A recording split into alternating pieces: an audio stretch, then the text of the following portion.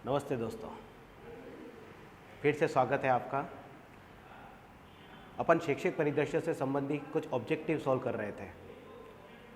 अब अपन प्रत्येक वीडियो से एक एक टॉपिक का ऑब्जेक्टिव सॉल्व करेंगे, जिसमें आपको परीक्षा की पूर्व तैयारी में अत्यधिक लाभ होगा। देखते हैं, शुरू करते हैं पहले टॉपिक से, जिसमें पहला टॉपिक है अपना विद्यालय प्रबंधन एवं संबंधित समितियाँ। विद्यालय प्रबंधन एवं संबंधित समितियाँ, ये जो टॉपिक है इससे संबंधित कुछ महत्वपूर्ण प्रश्न हैं जो अपन इस वीडियो के माध्यम से देखेंगे। सबसे पहला प्रश्न है कि विद्यालय प्रबंधन समिति का कार्यक्षेत्र होता है।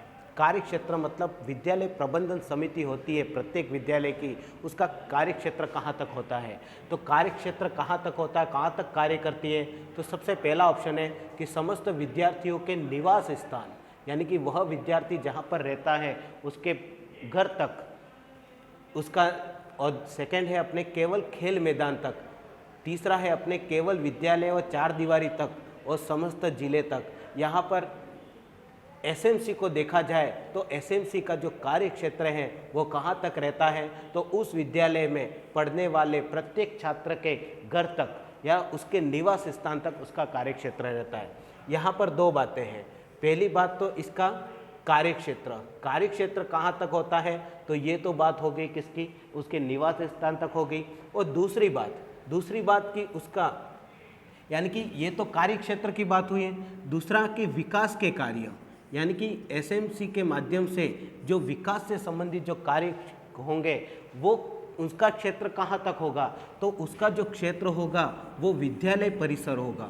विद्यालय परिसर और खेल मैदान, विद्यालय परिसर और खेल मैदान, यानी कि ये जो विकास के कार्य होंगे वो विद्यालय परिसर जहाँ तक फैला हुआ है वहाँ तक होंगे। और दूसरी बात कि दूसरे कार्य कहाँ पर होंगे, तो खेल मैदान, यानी कि सारे विकास के कार्य यहाँ तक होंगे, लेकिन उसका कार्य क्षेत्र कहाँ तक होगा, तो प्रत्येक छात्र के निवास तक होगा। एक महत्वपूर्ण बात है। यदि विकास कार्य पूछा जाए तो विद्यालय परिसर और खेल मैदान आएगा, और कार्य क्षेत्र पूछा जाए तो प्रत्येक विद्यार्थी का निवास क्षेत्र तक इसका कार्य क्षेत्र होगा। अगला प्रश्न देखते हैं अपन,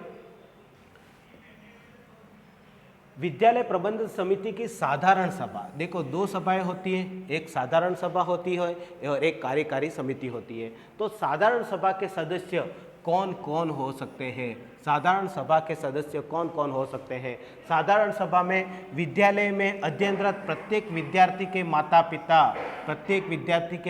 पिता या उसके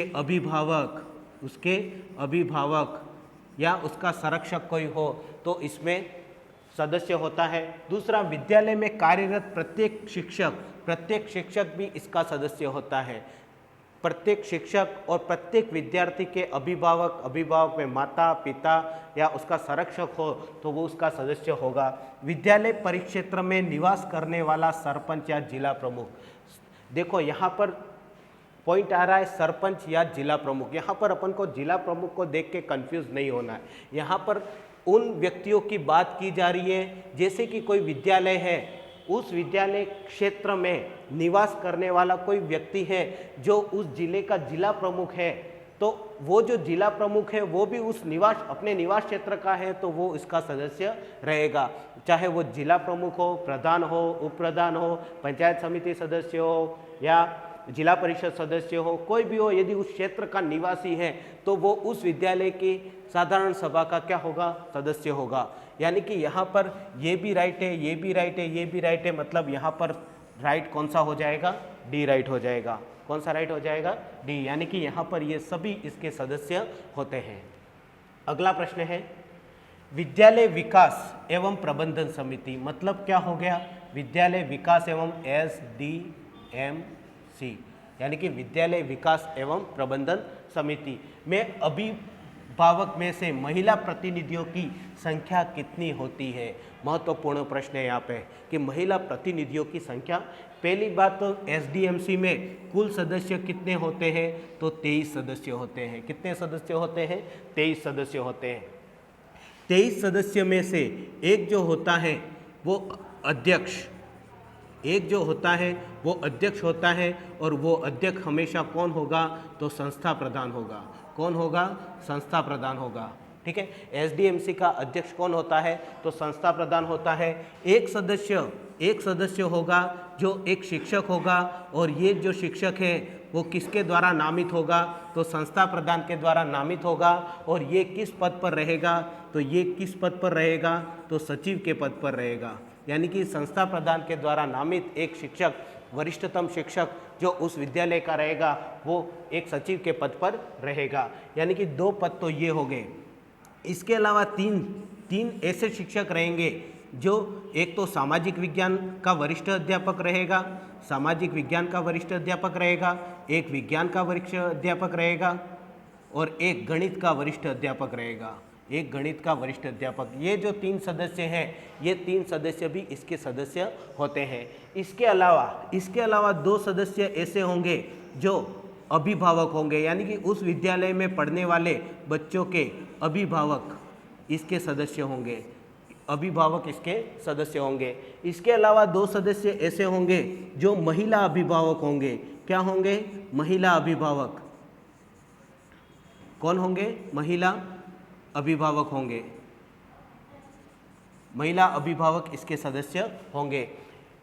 अभिभावक भी 2 होंगे और महिला अभिभावक भी 2 होंगे। 2 सदस्य ऐसे होंगे जो उस क्षेत्र के एमएलए के प्रतिनिधि के रूप में यहाँ पर रहेंगे। एमएलए के प्रतिनिधि के रूप में यहाँ पर नियुक्त किए जाएंगे। ऐसे भी 2 सदस्य होंगे। 2 सदस्य ऐसे होंगे जो एसटी और एससी का प्रतिनिधित्व कर रहे हैं। 2 सदस्य ऐसे होंगे जो एसटी और एससी का प्रतिनिधित्व कर रहे होंगे, ऐसे सदस्य होंगे। 2 सदस्य ऐसे होंगे जो उस विद्यालय के विद्यार्थी हो। उस विद्यालय के क्या हो, विद्यार्थी हो। यानी कि उस विद्यालय के विद्यार्थी भी 2 सदस्य ऐसे होंगे जो यहाँ पर इसके सदस्य होंगे, जो उस विद्यालय के विद्यार्थी के रूप में है। यानी कि एसटी एससी के 2 सदस्य, विद्यार्थियों के 2 सदस्य, एमएलए के द्वारा के प्रतिनिधि, एमएलए के जो प्रतिनिधि होते हैं ऐसे 2 सदस्य, महिला अभिभावकों में से 2 सदस्य और 2 अभिभावकों में 2 सदस्य। अपना प्रश्न है, विद्यालय विकास एवं प्रबंधन समिति में अभिभावक में से महिला प्रतिनिधि, देखो महत्वपूर्ण बात किसकी कर रहे हैं, महिला प्रतिनिधि। और यहाँ पर महिला प्रतिनिधि महिला अभिभावक कितने सदस्य हैं, तो 2 सदस्य हैं। मतलब अपना ऑप्शन कौन सा राइट हो जाएगा, ये। ठीक है, तो 2 सदस्य ध्यान रखना अपन को। ठीक है, 2 सदस्य बहुत सारे हैं, लेकिन 2 सदस्य महिला अभिभावक भी हैं, तो यहाँ पर अपना राइट कौन सा हो जाएगा, सी राइट हो जाएगा। अगला प्रश्न है अपने पास, शैक्षिक उप समिति। शैक्षिक उप समिति में कुल सदस्यों की संख्या कितनी होती है? शैक्षिक उप समिति में सदस्यों की संख्या कितनी होती है? तो देखना यहाँ पे उप समितियाँ कितनी होती हैं, तो 2 उप समितियाँ होती हैं। एक तो होती है विद्यालय भवन उप समिति, विद्यालय भवन उप समिति। एक तो समिति होती है विद्यालय भवन उप समिति होती है, और एक शैक्षिक उप समिति होती है। एक होती है शैक्षिक उप समिति, एक शैक्षिक उप समिति। यानी कि ये जो दोनों समितियां होती हैं एसडीएमसी से संबंधित, विद्यालय भवन उप समिति और शैक्षिक उप समिति। विद्यालय भवन उप समिति, इसमें जो कुल सदस्य होंगे वो कितने होंगे, तो 6 सदस्य होंगे। कुल सदस्य कितने होंगे, तो 6। और शैक्षिक उप समिति में कुल सदस्य कितने होते हैं, तो 8 सदस्य होते हैं। कितने सदस्य होते हैं, 8 सदस्य होते हैं। यहाँ पर ये जो विद्यालय भवन से संबंधी निर्णय लेती है और शिक्षा में सुधार से संबंधी निर्णय लेती है। ठीक है, इसमें एक तो अध्यक्ष और उपाध्यक्ष दोनों में आते हैं। जो एसडीएमसी के अध्यक्ष और उपाध्यक्ष होते हैं वो इसके भी अध्यक्ष और उपाध्यक्ष होते हैं। इसके अलावा इसमें 4 विशेषज्ञ भी होते हैं। गणित विज्ञान से संबंधी होते हैं, भाषा से संबंधी होते हैं, संस्कृति से संबंधी होते हैं, मानविकी से संबंधी होते हैं। तो ऐसे कुछ 4 विशेषज्ञ इसमें जुड़े होते हैं। एक विद्यार्थी, संबंधित विद्यालय का विद्यार्थी इसमें जुड़ा होता है, और एक स्थानीय क्षेत्र के वार्ड पंच या स्थानीय प्रतिनिधि होता है, वो भी इसका क्या होता है, सदस्य होता है। इस मिला के ये 2 प्रकार की समितियां होती हैं, उप समितियां होती है। जो उप समितियां किससे संबंधी होती हैं, एसडीएमसी की उप समितियाँ होती है और इन उप समितियों में सदस्य संख्या अलग अलग है। तो शैक्षिक उप समिति में सदस्यों की संख्या कितनी होती है? 8। और विद्यालय भवन उप समिति में सदस्यों की संख्या कितनी होती है? तो 6 होती है। तो यहाँ पर किसका पूछा गया है? शैक्षिक उप समिति। तो शैक्षिक उप समिति में सदस्यों की संख्या कितनी होती है? तो 8 होती है। मतलब अपना ए ऑप्शन यहाँ पर बिल्कुल राइट है। अगला प्रश्न है अपने पास, आरटीई 2009 की धारा 22 के अनुसार एसएमसी को कितने वर्ष की विकास योजना तैयार करनी होती है? एसएमसी के द्वारा क्या तैयार की जाती है? विकास योजना तैयार की जाती है। यानी कि विद्यालय की विकास योजना किसके द्वारा तैयार की जाती है? तो एसएमसी के द्वारा तैयार की जाती है। और ये जो तैयार की जाती है वो कितने वर्ष के लिए तैयार की जाती है? 3 वर्ष के लिए तैयार की जाती है, जिसमें एक एक वर्ष की क्या होती है? उप योजनाएं होती है। वो 3 वर्ष के लिए ये तैयार की जाती है। ये जो तैयार की जाती है वो सत्र के अंत के 3 माह में तैयार की जाती है। और ये तैयार किसके द्वारा की जाती है? तो एसएमसी के द्वारा तैयार की जाती है। मतलब यहाँ पर कौन सा राइट हो जाएगा? ए राइट हो जाएगा। अगला प्रश्न है अपने पास कि एसएमसी के परिचालन कोष में निम्न में से कौन सी मद शामिल है? यानी कि कौन कौन सी राशियाँ इसमें से जो शामिल है वो किस में शामिल है? परिचालन कोष में। समझना है यहाँ पे, एक तो होता है विकास कोष, एक तो होता है विकास कोष, एक होता है विकास कोष और एक होता है परिचालन कोष। एसडीएमसी से संबंधी ये 2 प्रकार के कोष होते हैं, एक होता है विकास कोष और एक होता है परिचालन कोष। विकास कोष में कौन सी राशि आती है? तो यहाँ पर सरकारी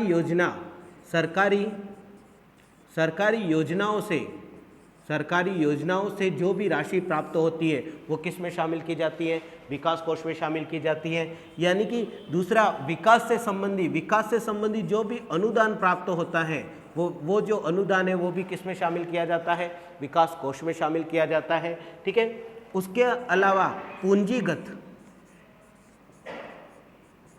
पूंजीगत मतलब ऐसी राशियाँ जिससे विद्यालय के पूंजी का निर्माण हो रहा है तो वो भी किस में शामिल किया जाएगा? विकास कोष में शामिल किया जाएगा। और ये जो पूंजी का निर्माण होता है इसको एक स्टॉक रजिस्टर, यानी कि विद्यालय में एक स्टॉक रजिस्टर होता है और स्टॉक रजिस्टर में इसकी एंट्री करनी होती है। तो ये विकास कोष से संबंधी राशियाँ होती है। कुछ राशियाँ ऐसी होती है जो परिचालन कोष में, जैसे कि चंदा एकत्रित किया गया है, यानी कि कुछ ऐसे कार्य करने के लिए एसएमसी के द्वारा निर्णय लिया गया और कुछ चंदा एकत्रित किया गया है, तो वो जो चंदे की राशि है वो परिचालन कोष में जमा की जाएगी। दूसरी विद्यार्थियों की जो फीस की राशि होती है, विद्यार्थियों की समस्त फीस की जो राशि होती है वो किस में जमा की जाती है? जो परिचालन कोष में जमा की जाती है। यहाँ पर पूंजीगत स्टॉक से संबंधित जो राशियाँ प्राप्त होती है वो विकास कोष में आती है। गैर पूंजीगत जो होती है वो किस में आ जाती है? परिचालन कोष में आ जाती है। फीस से संबंधी राशि किस में आ जाएगी? परिचालन कोष में आ जाएगी। चंदा संबंधी राशि किस में आ जाएगी? परिचालन कोष में आ जाएगी। अब प्रश्न की तरफ आते हैं, परिचालन कोष में निम्न में से कौन सी मद शामिल है? तो यहाँ पर चंदा व अन्य अपूंजीगत प्राप्तियां, अपूंजीगत मतलब यहाँ पर पूंजीगत तो किस में शामिल हो जाएगी? विकास कोष में शामिल हो जाएगी। परिचालन कोष में कौन सी जाएगी? अपूंजीगत प्राप्तियां। ठीक है। राजकीय सहायता, देखो यहाँ पर ऑप्शन है राजकीय सहायता। यहाँ पर मैंने क्या लिखा है? सरकारी योजनाएं। सरकारी योजनाओं से प्राप्त राशि तो किस में जाएगी? विकास कोष में जाएगी। लेकिन राजकीय सहायता से प्राप्त राशि वो किस में जाएगी? परिचालन कोष में जाएगी। ठीक है। तो राजकीय सहायता प्राप्त राशि परिचालन कोष में जाती है। शुल्क प्रति छात्र, प्रत्येक छात्र का जो शुल्क है, जो फीस है, वो राशि भी किस में शामिल की जाती है? परिचालन कोष में शामिल की जाती है। तो यहाँ पर ये भी सही है, ये भी सही है, ये भी सही है, मतलब कौन सा सही हो जाएगा? चौथा सही हो जाएगा।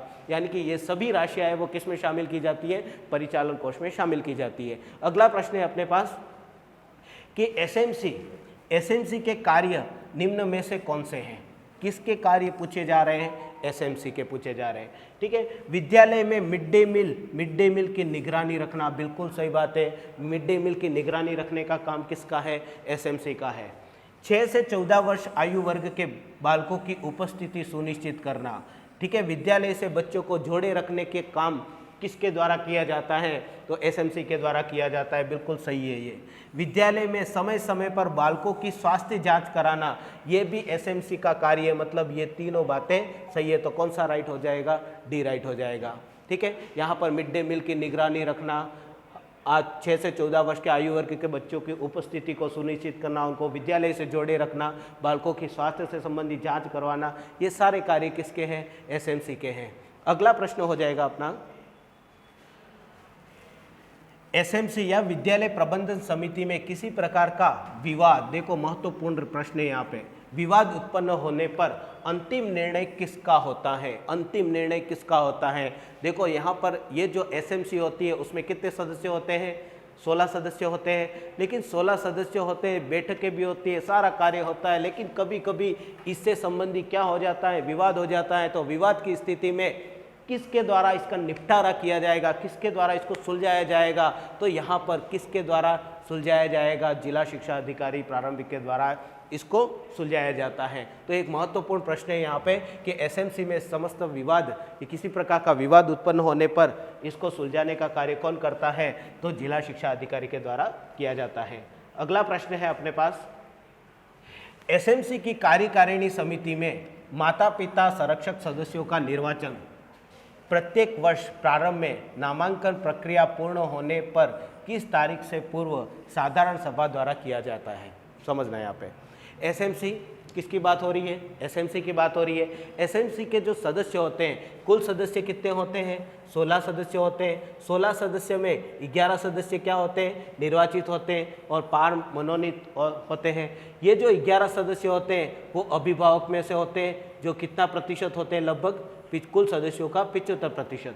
कुल सदस्यों का 75% जो अभिभावक सदस्य होते हैं, इसमें क्या होता है कि जैसे ही बच्चे उस विद्यालय को छोड़ देते हैं तो इनकी जो सदस्यता है वो समाप्त हो जाती है। तो ऐसे प्रति वर्ष ऐसी परिस्थितियां सामने आती है, तो जिसके कारण एसएमसी को क्या करना पड़ता है? पुनर्गठन करना पड़ता है। तो पुनर्गठन के लिए एक तारीख निर्धारित कर रखी है कि उस तारीख से पूर्व ही इसका पुनर्गठन करना होता है। तो उसका पुनर्गठन कब किया जाता है? तो 14 अगस्त से पूर्व इसका पुनर्गठन कर दिया जाता है। ये ध्यान रखना। इसकी एसएमसी कार्यकारिणी की बैठकें कब होती है? तो अमावस्या को होती है। बैठकें कब होती है? अमावस्या को होती है। लेकिन ये जो पुनर्गठन का कार्य है वो साल में एक बार ही करना होता है। और वो कब करना होता है? तो 14 अगस्त से पूर्व बैठक का आयोजन करके इसका पुनर्गठन कर दिया जाता है। पुराने सदस्यों को हटा दिया जाता है, नए सदस्यों को जोड़ दिया जाता है। अगला प्रश्न है अपने पास, एसएमसी की कार्यकारिणी समिति के बारे में निम्न में से कौन सा कथन सत्य है? कौन सा कथन सत्य है? इसमें से सदस्यों की कुल संख्या कितनी होती है? 16 होती है। बिल्कुल सही बात है। कुल सदस्यों में से 2/3 सदस्य 75% सदस्य 3/4 सदस्य 75% सदस्य कौन होते हैं? तो ये माता पिता संरक्षक मतलब अभिभावक होते हैं। 50% कौन होते हैं? महिलाएं होती हैं। और मतलब ये सही है, बिल्कुल तीनों बातें सही है। मतलब कौन सा राइट हो जाएगा? चौथा राइट हो जाएगा। मतलब यहाँ पर कुल सदस्य कितने हो गए? 16। 16 में से 11 सदस्य क्या हो गए? अभिभावक। ये कितना प्रतिशत है? 75% है। कितना प्रतिशत है? 75। बचे कितने सदस्य? 5। बचे कितने सदस्य? 5। ये जो 11 है, ये जो 11 है वो उस विद्यालय में पढ़ने वाले बच्चों के माता पिता या संरक्षक हो सकते हैं। यहाँ पर 5 सदस्य अगले कौन होंगे? तो समझना यहाँ पे, एक तो होगा सचिव। एक तो होगा, कौन होगा? सचिव। सचिव जो होता है वो हमेशा उस विद्यालय का एचएम या प्रिंसिपल होगा। एचएम या प्रिंसिपल होगा, जो उसका क्या होगा? सचिव होगा। दूसरा सदस्य कौन होगा यहाँ पर? एक तो हो गया, कौन हो गया? सचिव। एक स्थानीय प्रतिनिधि, जो प्रतिनिधि होगा, स्थानीय प्रतिनिधि होगा, वो प्रतिनिधि भी इसका क्या होता है? सदस्य होता है। स्थानीय प्रतिनिधि भी क्या होता है? इसका सदस्य होता है। एक महत्वपूर्ण बात है ना, सचिव होता है, प्रतिनिधि होता है। कुल कितने सदस्य होते हैं? 5 जो अतिरिक्त होते हैं। इसमें विद्यालय का विद्यार्थी भी होता है। ठीक है, विधायक के द्वारा नियुक्त सदस्य भी हो सकता है, या किसी ने राज्य स्तर या राष्ट्रीय स्तर पर पुरस्कार प्राप्त किया है तो ऐसा व्यक्ति भी यहाँ पर नियुक्त किया जा सकता है। ठीक है, तो इस तरीके से कुल कितने? 5 सदस्य यहाँ पर नियुक्त होते हैं और 11 सदस्य क्या होते हैं? यहाँ पर निर्वाचित होते हैं। इनका जो निर्वाचन होता है वो साधारण सभा द्वारा किया जाता है। किसके द्वारा किया जाता है? साधारण सभा द्वारा किया जाता है। ये जो साधारण सभा इन 11 सदस्यों का निर्वाचन करती है और इन 11 सदस्य हैं इनका प्रतिवर्ष पुनर्गठन कर दिया जाता है। कब? 14 अगस्त से पूर्व। ठीक है, तो यहाँ पर अपना राइट कौन सा हो जाएगा? डी राइट हो जाएगा। अगला प्रश्न देखते हैं अपने। अगला प्रश्न है एसएमसी की कार्यकारिणी समिति के अध्यक्ष व उपाध्यक्ष का कार्यकाल कब तक रहेगा?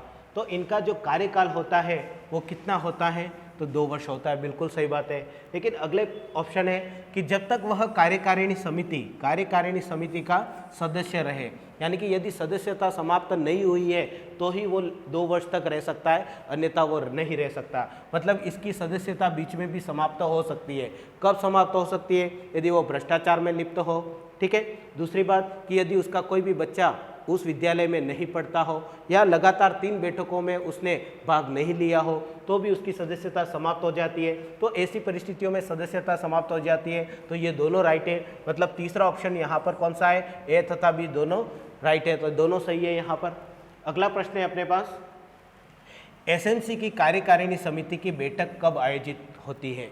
एसएमसी की कार्यकारिणी, समझना यहाँ पे किसका पूछा जा रहा है? कार्यकारिणी का पूछा जा रहा है। तो कार्यकारिणी की जो बैठक होती है उसका आयोजन कब होता है? तो इसका आयोजन कब होता है? तो अमावस्या को होता है। इसका आयोजन कब होता है? अमावस्या। जो साधारण सभा होती है, जो दूसरी साधारण सभा और साधारण सभा की बैठकों का आयोजन कब होता है? तो इनकी बैठकों का आयोजन साल में 3 बार होता है। यानी कि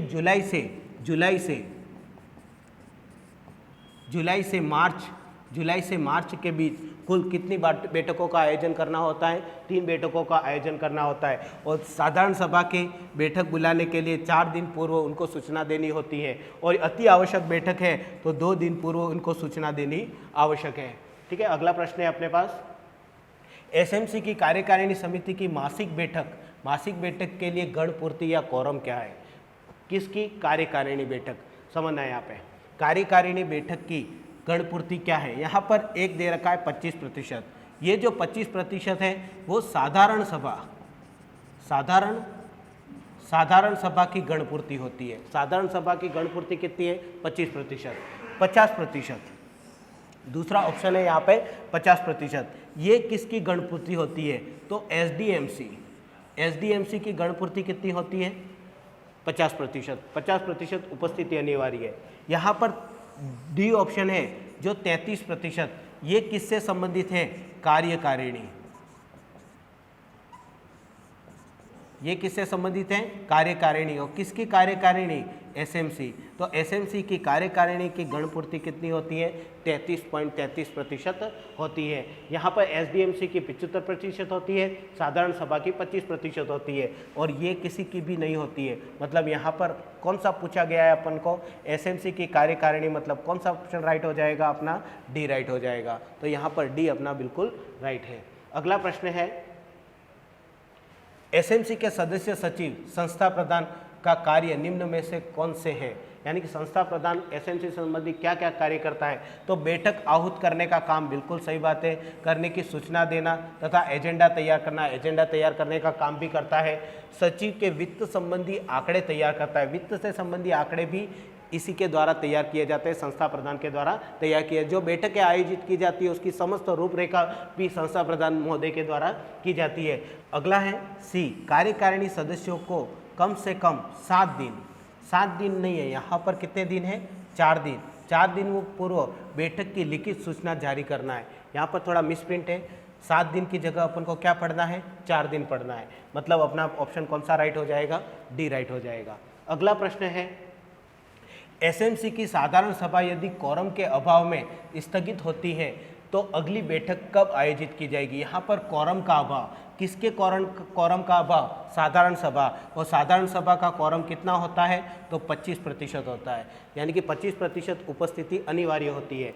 तो ऐसी स्थिति में जब बैठक स्थगित होगी तो अगली बैठक कब आयोजित की जाएगी? तो 1 सप्ताह पश्चात आयोजित की जाएगी। जैसे ही 1 सप्ताह होता है उसी उद्देश्यों को लेकर फिर से बैठक का आयोजन किया जाएगा। कितने दिनों बाद किया जाएगा? 7 दिनों बाद किया जाएगा। इसी के साथ अपने ये टॉपिक के समस्त प्रश्न पूर्ण हुए। आशा करते हैं कि आपको ये समस्त प्रश्न अच्छी तरीके से समझ में आए होंगे। इसी के साथ अगले टॉपिक के साथ बहुत ही जल्द आपके सामने उपस्थित होंगे। धन्यवाद।